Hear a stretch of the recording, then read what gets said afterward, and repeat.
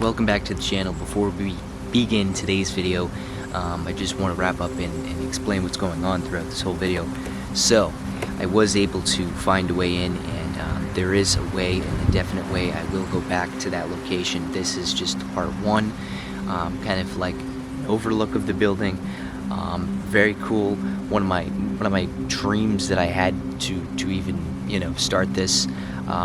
So just enjoy this video, part one, and then part two will be soon, maybe next week. Thinking about dropping that maybe Friday of next week. We're back, ladies and gentlemen. Again, giving this a go, just filming this, every location, every state I go to and travel and find buildings, I'm just gonna film it. I'm not gonna necessarily have a time schedule, so no longer, Friday, it's gonna be as I drop videos. So gear up for the adventure, and yeah, man, enjoy it. It's incredible, really remarkable. One of my dreams, I finally did it, and can't wait to get inside the abandoned asylum. Enjoy.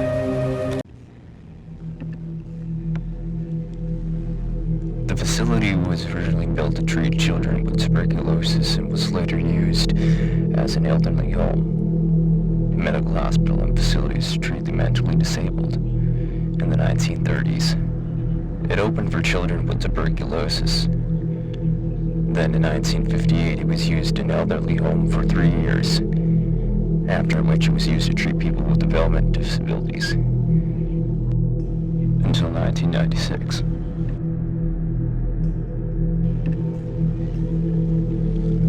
Waterford property where the Seaside Sanatorium would stand was commissioned in the 1930s by the State Tuberculosis Commission.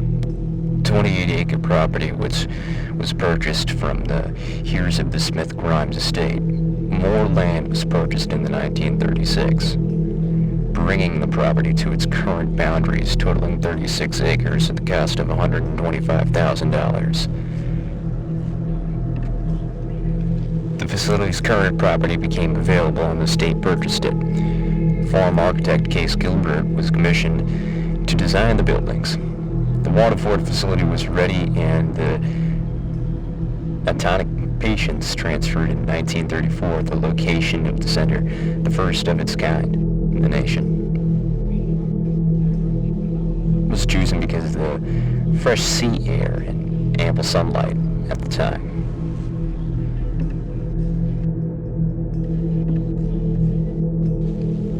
In 2014, Governor Daniel Malloy made a final decision to rebuild the Seaside Sanatorium as a state park 4 years prior. Malloy had signed a contract with the developer, Mark Steiner, who filed a $20 million lawsuit against the state after Malloy's announcement. Which brings you to this video today. Enjoy. And thank you for tuning in.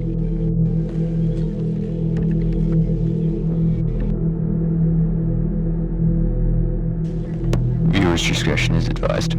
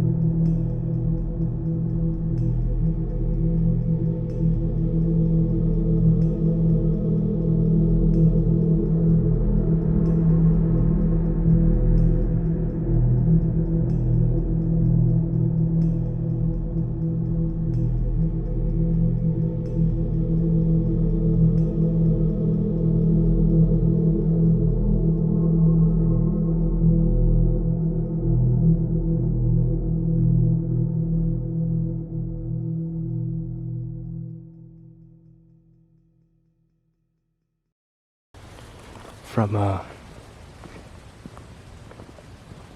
journey down under. Welcome, ladies and gentlemen,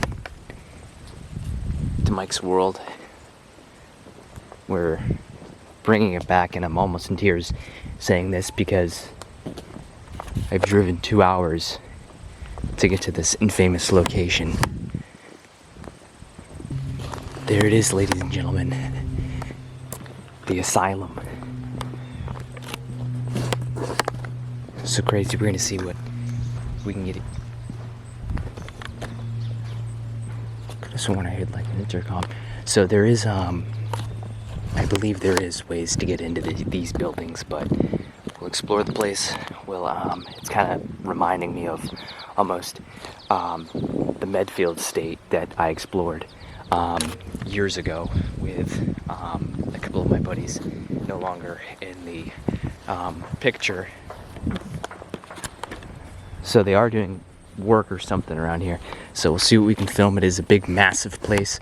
I might even I do have a baseball game later today that I, bought tickets to.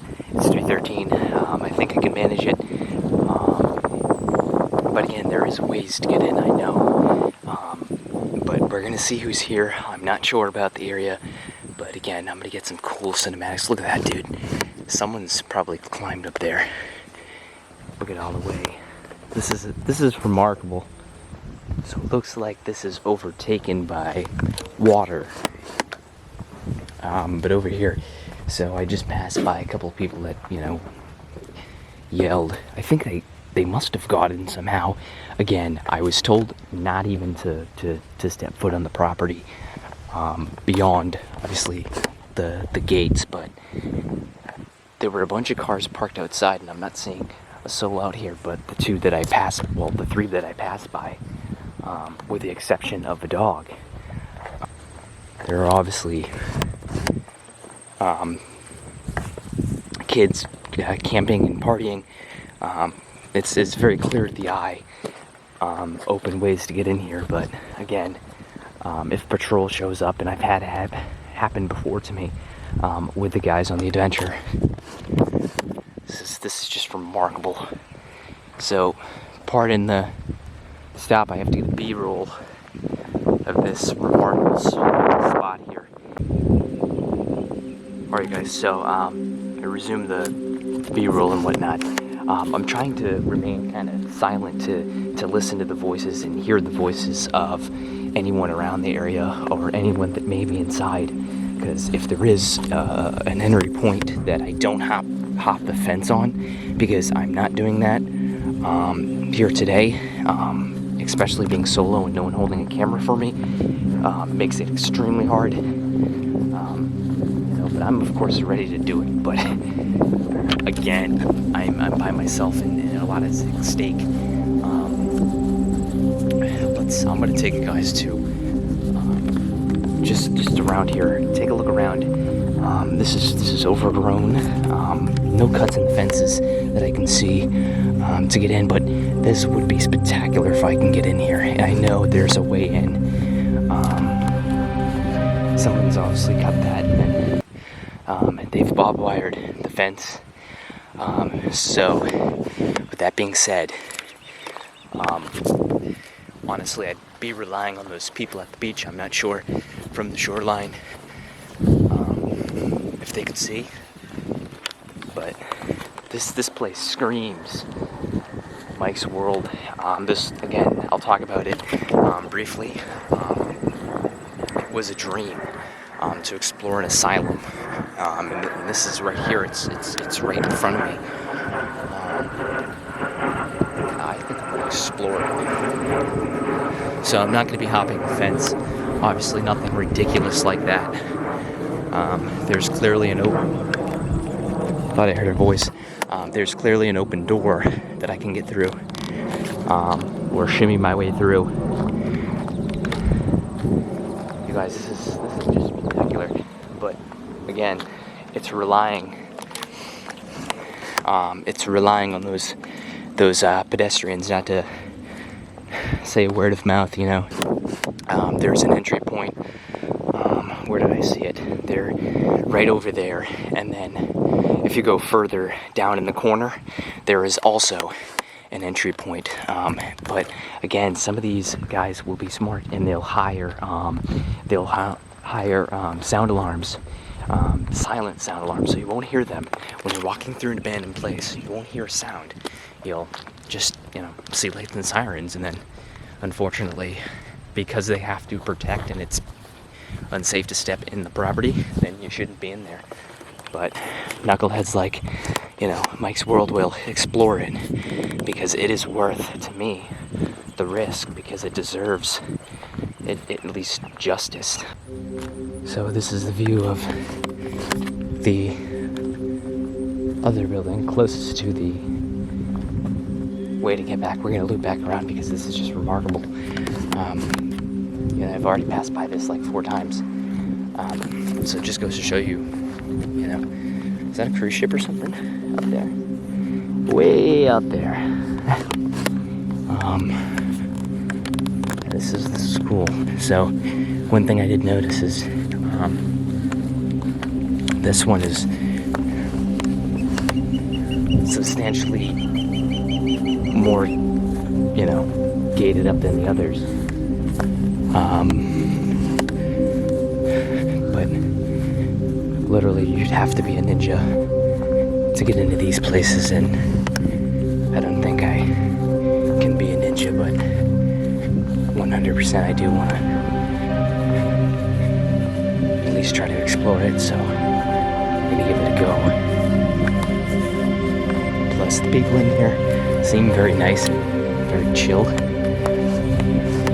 So right there is the loop, but I'm not doing that. That's all small, and if I ever get closed into a place and ever want to, I just want to have a room to get out. So let's, one more time. Is there a person in there? Okay. Could have sworn I seen somebody. So from where it looks, pretty silent. Alright, you guys, so resuming the video here. So we're just waiting for a brief moment of time.